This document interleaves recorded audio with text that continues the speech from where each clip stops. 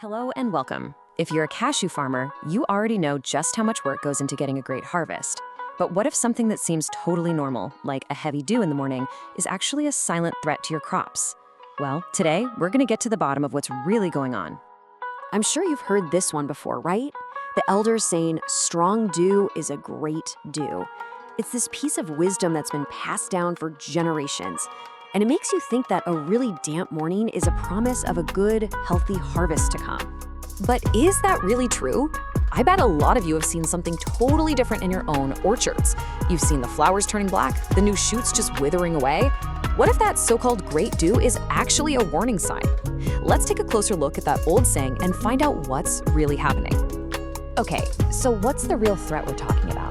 It's time to pull back the curtain on this old idea and see what's actually happening to your trees when you get one of these heavy dews. You know, the way we talk about this has changed over time. What the elders called great dew, we now have some, well, more alarming names for.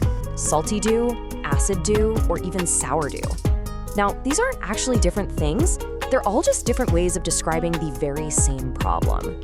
And here's the key thing to understand, the real aha moment. The enemy isn't the water itself. It's not the dewdrops on the leaves. The real problem is the air. It's the extremely high humidity that creates this damp, muggy atmosphere, and that is the perfect breeding ground for all sorts of nasty diseases that just love to attack cashew plants. So we know high humidity is the bad guy here, but what kind of damage are we actually talking about? Let's zoom in on the direct impact it has on the most delicate parts of your trees, those brand new flowers and shoots. It's really a clear four-step path to destruction. First, you get that super high humidity. That lets harmful diseases just explode in growth. Then, those diseases attack the new flowers and shoots. And the results? Well, it's devastating. The flowers just wither and die, which leads directly to crop loss. And this is the heartbreaking sight that I know many of you have seen with your own eyes.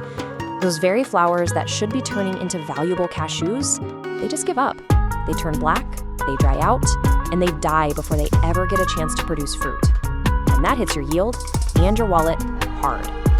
Okay, we've seen the problem, we know how bad the damage can be, so now let's get to the most important part, the defense. How can you actually fight back and protect your orchard? So you're out there, you see your flowers starting to turn. The question is simple, what can you do right now to stop the damage? And thankfully, the answer is pretty clear and direct. The single most effective way to fight these diseases that thrive in the humidity is to use the right fungicide. This is your #1 tool for protecting your crop. Really, you should think about this as a two-part strategy. The absolute best defense is to get ahead of the problem. Apply that fungicide before the humidity even arrives. But hey, if you're already seeing signs of disease, don't panic, it's not too late. You can still treat your trees with fungicide to stop the spread and save the rest of your harvest. So what's the big takeaway here? We've basically gone from this mysterious old saying about great dew to a clear, straightforward plan for managing the problem. This isn't some uncontrollable force of nature anymore. It's a manageable agricultural challenge. If you remember one thing from all of this, let it be this. Understanding what's really going on is your best weapon.